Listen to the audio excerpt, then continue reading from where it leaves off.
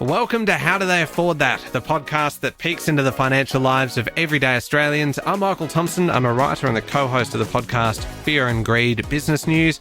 As always, I'm with Canna Campbell, financial planner, founder of Sugar Mama TV, the financial literacy platform covering YouTube, podcasts, books, Instagram, Threads, TikTok, and more. Merry Christmas, Canna. Merry Christmas. What are you doing for Christmas? Well, considering it's only late November, I haven't given it a huge amount of thought yet, but that is why we are talking about Christmas today, because it is getting alarmingly close. And if you haven't done your Christmas shopping, if you haven't even started saving for Christmas yet, don't worry. We are here to help. We are essentially the Santa Claus of money advice. Well, we can't pull out copious amounts of money out of Santa's sack. But we can pull out copious amounts of advice. General advice, of course. That's right. Tips and tricks and things to help you afford a nice Christmas if, like me, you haven't even considered that it's Christmas just around the corner. We are going to put together a list, much like Santa does just before Christmas, the one that he checks twice. I made that joke once. We did a Christmas episode a couple of years ago. Yes, and you wore that lovely shirt. I did, didn't I? Yes, with the Rudolph, the reindeers. Yes. And I made that joke to you, and you entirely missed it. And I have still not moved past it. I said, I still don't think I get it. Okay, because you know how in the song Santa Claus is coming to town, he's making a list, he's checking it twice, he's going to find out who's naughty and nice? I've never gone that deep into the lyrics, but... Because what happened in that episode was one of the things that you suggested for Christmas was make a list and really stick to it. And I said, all right, so we're making a list and we're checking it twice. And you're like, yeah, that's a very good idea. Yeah, check it twice. Way over my head. Yeah, sorry about that. And the worst part was I then made it a second time because I didn't think you'd notice the first time. And it went over your head the second time as well. And so, like a complete idiot, I've gone and made the same joke a third time today. And once again, it's gone straight over. And now I've spent the last 2 minutes explaining it to you. And now I feel like a Christmas goose. Well, I feel like an idiot. How did I... Well, I'm not familiar with the lyrics, as I said, so I don't want it went over my head. Interested to know if the listeners... If it went over the listeners, if you went over your head, please let me know, because I'm feeling a little bit insecure right now that I didn't pick up Michael's joke. But if you got it, let me know as well, because it will mean that I will pay more attention to Michael. And this was 2 years ago. Clearly, I've held on to this for quite some time. I'm glad I've been able to let it go. Yeah. I'm sorry for taking up so much time. A list of 7 things here to help you afford a nice Christmas. Number 1, set a Christmas budget. Yes, look, start figuring out what is a realistic budget for Christmas that you can afford, most importantly, without getting into debt. So look at gifts you've got to buy, food you've got to get, decorations, the festivities. And once you've come up with that figure as to what you can afford without having to borrow that money, do your absolute best to stick to it. And we'll give you a whole pile of different ideas in a moment. So we're avoiding debt. Right. Avoid debt. Okay. The amount of people that start the new year off with a financial hangover from Christmas is huge. You do not want to become a statistic, because then you start the year off constantly chasing your tail financially.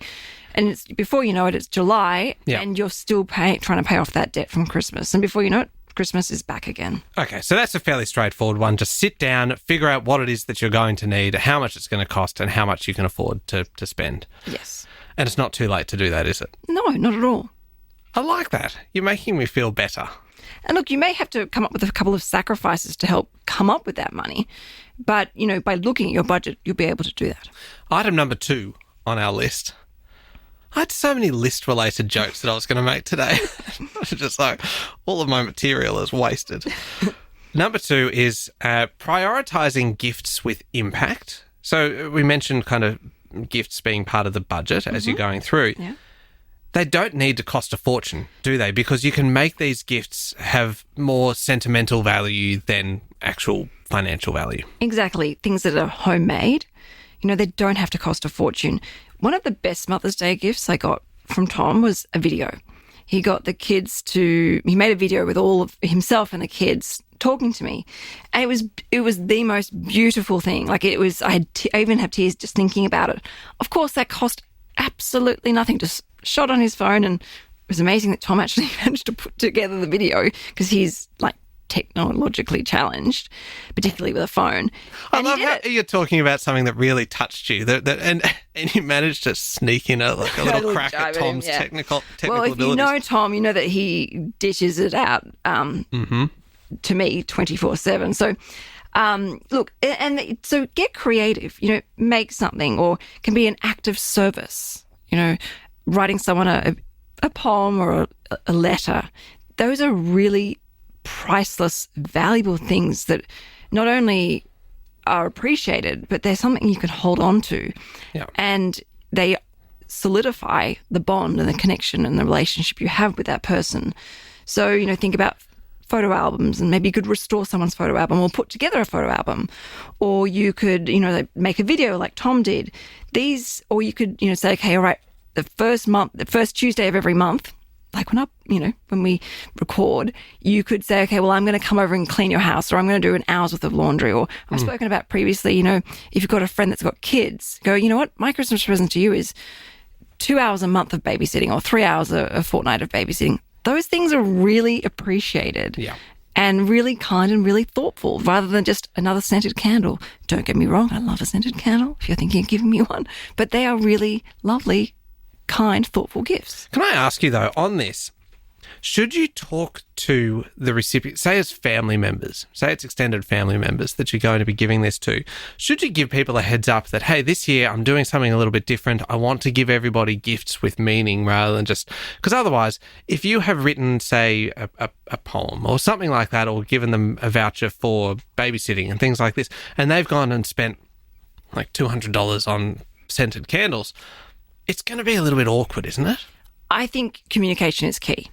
And there is no shame by saying, hey, I'm on a really tight budget, or I'm working towards this really important financial goal of mine. Do you mind if we go down this creative path of, you know, trying to come up with financially friendly ways to celebrate Christmas? Yeah.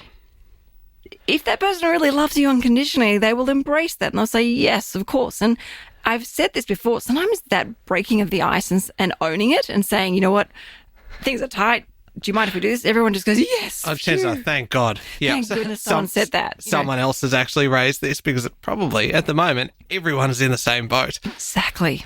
In terms of communication with everyone, this brings us neatly onto number 3 on our list, about communicating a gift system. A secret Santa, perhaps, with family. And especially if you do a lot of presents with extended family, then a financially friendly way to do it is to do a secret Santa, isn't it? Where you are only buying a gift for one person, and everyone then gets one kind of meaningful gift, as opposed to 20 gifts that are just kind of bought en masse. And so much ends up in landfill. Mm-hmm. You know, there's so much you've just token gifts that person doesn't really want. I have to say, can you share with everyone what your family does around Secret Santa? Because I think it's not only brilliant for Christmas time, but also throughout the year when it comes to, you know, birthdays and so forth. You know what? This means so much that you have remembered something that I have said to you. I love it. I think it's really clever. So when we discuss our Secret Santa, which takes place... Well, it took place a week ago, so kind of mid-November we do this, and everyone kind of is allocated who they're going to be buying for, but no one knows kind of who it is, etc. Everyone sends into one big kind of group messaging chat their wish lists. And so they will put together kind of 5, 6, 7, 8 things that they would love that kind of fit within the budget, whatever the budget is set at. And so you can stick to that list, or you can go to something else altogether, but at least you've got ideas. And you know what? The best part is that then you've got ideas for what that person really, really, really wants. And that then covers you for Christmas. It covers you for birthdays. It covers you for any other special occasion through the year. And they include links to what they would love and all this. And sure, the first time you do it, it can be a little bit awkward because it feels like you're just saying, hey, buy me this. But if you're just putting it out there as half a dozen different gift ideas, and it's sets you up for the entire year, and it means that you are getting exactly what that person wants. And typically it's something that they will not have bought for themselves because it might be a little bit frivolous. It might be a little bit fancy, a little bit nice, and they are just focusing on the essentials. And that is what we do. I love it. I think it's absolutely brilliant. I'm so glad. I'm genuinely touched that you have remembered. You didn't get my Santa list jokes, but you got that. And I think all is forgiven now. Oh, I've redeemed myself. You have indeed. All right, we are at number 3 on our list. We'll take a very quick break and come back and do items 4, 5, 6 and 7, which I probably didn't need to spell out. I mean, we said it's a 7-item list. Most people are able to figure out what's left. We'll come back and do those in a sec.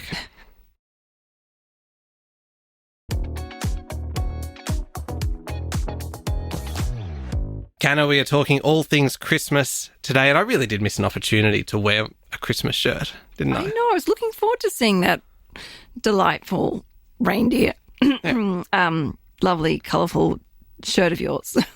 Always styled in the same way with a t-shirt underneath it. It's my capsule wardrobe. It's your signature style. That's right. You taught me about this, about just buy several things and just stick with it. Just own it. Yeah, indeed, I do.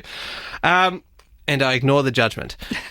Item number 4 on our list of things to help you afford a nice Christmas, it is shop smart. And look, we are, 2 days out from the Black Friday sales.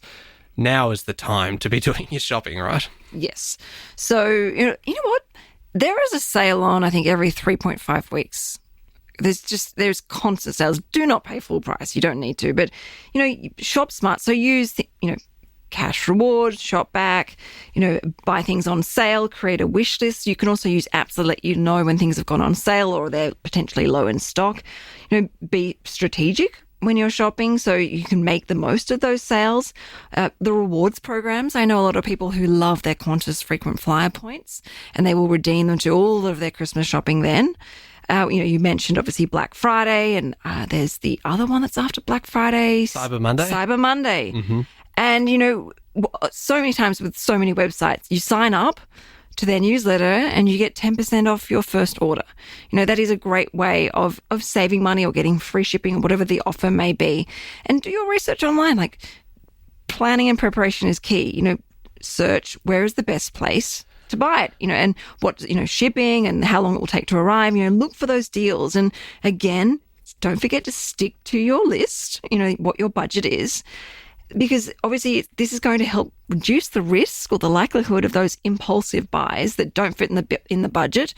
Or what I'm actually guilty of is thinking, oh my gosh, I've left this to last minute. So I try and, out of my own guilt, I will overcompensate by buying a little extra present in there for that person. Oh dear. Well, I'm very proud of myself because 3 weeks ago I bought a Christmas present for Sian because the business emailed me a $20 voucher saying, we haven't seen you for a while. Here's $20 to spend. And so I, that's being strategic. It brings it down by $20, the cost of the item. So I bought it. Oh. And I just you know what? That's thinking ahead. See, the guilty person in me would then go, well, I have to use that $20 to buy something $20 extra. You are the queen of frugal. How on earth No, is this? I'm not frugal. I'm mindful. That's that's right. There's a huge misunderstanding. It's a misunderstanding that you brought on yourself with your commitment to frugal February. But then you changed it to frugal fruitful February, and then you dropped the frugal entirely, and it just became fruitful February. It was a full brand change. That's what it was. Look, it's one of those things. It's like a growth on my back. It's unfortunately there. It's been there for a while. I can't get rid of it. I have to kind of commit to the treatment of it. It's a barnacle. The barnacle. Yeah. That's why I flourish with Manifesting March. But anyway, back to Goodness me. Yeah, Manifesting March is your redemption after frugal February. Okay, shop smart. That's number 4. Number 5 is all about food. And we mentioned food as one of the things, it's one of the big expenses, isn't it, of Christmas? Because everything is so expensive, especially if you're getting into things like your seafood and your prawns and that, but even just your Christmas ham. All of these things are really, really dear. How do you get the cost down? So the key is to actually divide and conquer. Don't try and be a martyr. Put together a list of what you need and then say, all right, this person bring a bottle and a salad, and this person, can you do the bread and, the cheese platter? Make sure you distribute the responsibility and share the load. Mm-hmm. Also think about the non-perishables though, that in the meantime that you can buy when they do go on sale. You know, I love my Woolworths Everyday Rewards. I've been saving up my Christmas bank, I think they call it, or Christmas bank, where you can save up your rewards so that by the end of the year, you have $200-300 saved up. That's also a great time to use this to help save money, so you can put on obviously a fantastic spread that doesn't actually get you into debt. And, invite everyone to contribute in some form, even if it means the decorations or even taking just the stress off your own shoulders, particularly if you're hosting it. Someone's going to organise the playlist of the music. All look to help lower the cost and share the load. And the earlier you can have these conversations, the better. There's nothing worse than literally you're on your way heading over to that person's house and they call you in the car saying, hey, would you mind just grabbing a couple of bottles of champagne? Like, that's something you would like to have known in advance. Yeah. So you could have, bought online or shopped around for a better deal rather than going to the nearest possibly expensive bottle shop nearby. So, get on top of it sooner rather than later. A couple of years ago, we did Christmas in a park instead of being at anybody's house. And so all the family just descended on this park with a great playground and everything for the kids, which was great, except it was about 200 degrees that day. And everyone's just sitting there going, oh my God, this is so uncomfortably hot. And so I don't know whether I'm actually suggesting that as something that you should do or should avoid. Just be mindful. I do like that idea. Yeah, it's nice. It just suddenly means that one person isn't stuck. You talk about divide and conquer. This means that everyone is an equal contributor. There is not one person that is carrying the burden of the entire thing and hosting and making sure that everything is clean and they've got the stress of preparing the house for Christmas Day. Everyone just descends on one neutral place. It could be a beach or a park or can't actually think of a third place, like a nice median strip Forest. somewhere. There, a forest, yes, that's probably safer than a median strip. It also makes it easier for the person cleaning up, not just preparing the house, but everyone takes their whatever they turned up with and leaves no trace. Yeah. Anyway, so that is an idea. That's like item kind of 5.5 on the list. I'm adding it in there as a little bonus item, courtesy of Michael Thompson. There you go. Number 6, make Christmas about experiences, not objects. I quite like this idea. Oh, yes. So Christmas movies, creating memories. So I've had a complete mental blank, but it's that family, the sort of really, it's like a 70s or 80s. Oh, this is going to be good. Family, funny Christmas. I'm not going to help you. Oh, what is it? Oh, that's so mean. So it's a Christmas movie from the 70s? Chevy Chase is in it. Ah, yes. Go on, you got this. No, I don't. Yeah, National Lampoon, Christmas Vacation. Yes. There you go. Like watching that every year as a family, or one of my best friends. That is one of the all-time great Christmas movies. And then my other girlfriend, they sit down every year and watch Love Actually. Oh, yeah, absolutely. That's the Christmas Eve movie. Isn't that just gorgeous having those things? Yeah. Or what we've recently discovered in our neighbourhood is there are about 4 or 5 streets where everybody decorates their house in Christmas lights. Yeah. And we started this tradition, obviously it's not really a tradition yet, I'm sort of jumping the gun here a bit, but, walking with the kids to see all these amazing decorations and how everyone comes out of their house and walks these 4 or 5 streets together. And we go one better. We do the same. We do Christmas Eve, same thing. Christmas Eve has become like a big tradition where we have prawns on kind of white bread rolls, and then we go out with the kids and we have our bikes, right? And we have Christmas lights that we have strung all over our bikes, battery-operated ones. And so they kind of go across the handlebars and go down kind of the things. And so everyone can see you coming. That is really cool. It is great. It is great. It's like a mobile Christmas display, and we ride around our neighbourhood and check out all the Christmas lights. And it has become the thing that we do now on Christmas Eve. And it is about experiences. You don't remember the gifts necessarily that you get, but you remember those things. And even, the kids love decorating their Christmas tree. Oh, yeah. So much fun pulling it out. Even my kids are, the box of decorations is ready to be unleashed and let the kids go nuts and decorate and put all these weird things in all different weird spots around the house. But that's the stuff that creates those really important bonds. Can I recommend one other Christmas movie for kids? Mm-hmm. Right? It's a fairly kind of recent-ish one. But we watch a lot of Christmas movies. And a new one that we keep coming back to every year is called Arthur Christmas. Have you seen it? It's animated and it is really, really fun. Like, it is just a really good one to watch with kids of all ages. It is clever, it is fun, it is just very Christmassy. So just pop it on the list, and I guarantee you will forget the name based on past history. I already have. You already have. It's called Arthur Christmas. Arthur Christmas. Yeah. My kids love watching together Loud House. Oh, yes. Yeah. Do you like Loud House? Yes. Yes. Is there a Christmas themed episode No, there's not, of it? but again, it's about creating memories. Like I watch it with my kids because sometimes I find, Coco Melon a little bit mind-numbing. Yes. Yeah. But this one, Loud House, I can actually sit down and enjoy and, snuggle on the sofa with my kids. And that's what it's about, isn't it? It is about those experiences. Number 7. What was the name of the movie that I just suggested to you to test? Arthur Christmas. Oh, well done. And what was the name of the movie that you tried to recommend to me and forgot? National Lampoon's Christmas Vacation. 10 out of 10. That is amazing. Well played. And what was the name of the Christmas song that I started by quoting and you didn't know the lyrics? Santa Claus is going to... Oh my God, you are nailing this. That's 3 from 3. Well played. Last one, item number 7. Start early for next year. This isn't really going to help you this year, but it will mean that you have a fantastic Christmas next year. Well, as you once recommended as a great budgeting tip, was to buy the Christmas wrapping paper in the sales. And I laughed in your face and was not particularly nice. Mm-hmm. But that is definitely a very valuable suggestion. Of course, myself, and I'm now going to completely contradict myself by saying I am not frugal but mindful, but is obviously saving the wrapping paper.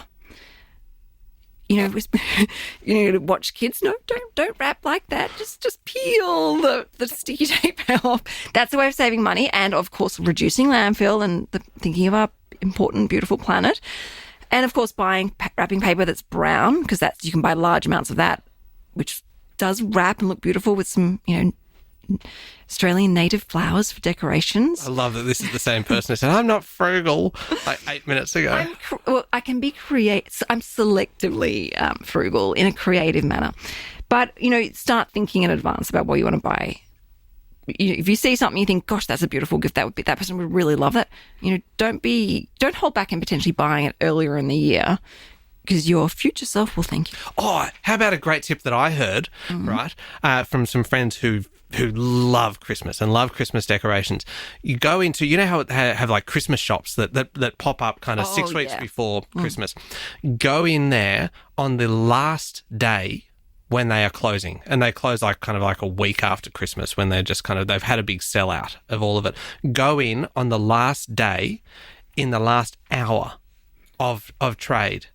And sometimes you can actually just buy the entire tree with every decoration that's on it, just because they don't want to pack it up and don't want to take it. And they don't want to pay for storage for the next 12 months. Exactly. And you can get like a bargain that's 20% of what it should have been. Wow. Like, isn't that amazing? So now, of course, there's going to be a flood of people just waiting outside for that final hour of sales.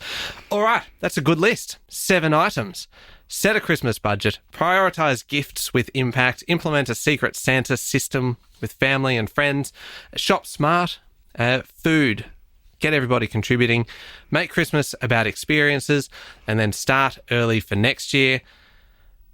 I feel like I don't want to go off. I feel like we've just saved Christmas, Canna. Okay. All right. Am I overreaching with this one? You know that you're my hero. You're not, by the way, but don't you think that, really? Come on. This is coming from the person who said to buy Christmas wrapping paper after Christmas. I don't think we're saving Christmas. Where is your Christmas spirit? You just started singing that I'm your hero and then told me you're not actually. Obviously, if I start singing to you, it does not mean you are my hero. Where can we find you if we want more information? Always feel free to reach out to me on Instagram at SugarMamaTV. And you can hear me every day with Sean Aylmer on Fear and Greed, daily business news for people who make their own decisions. Thank you for listening to How Do They Afford That? Remember to hit follow on the podcast, and the very best thing you can do is tell somebody else or send them this exact episode and help them have a Merry Christmas as well. Thank you very much for your company. Join us again next week.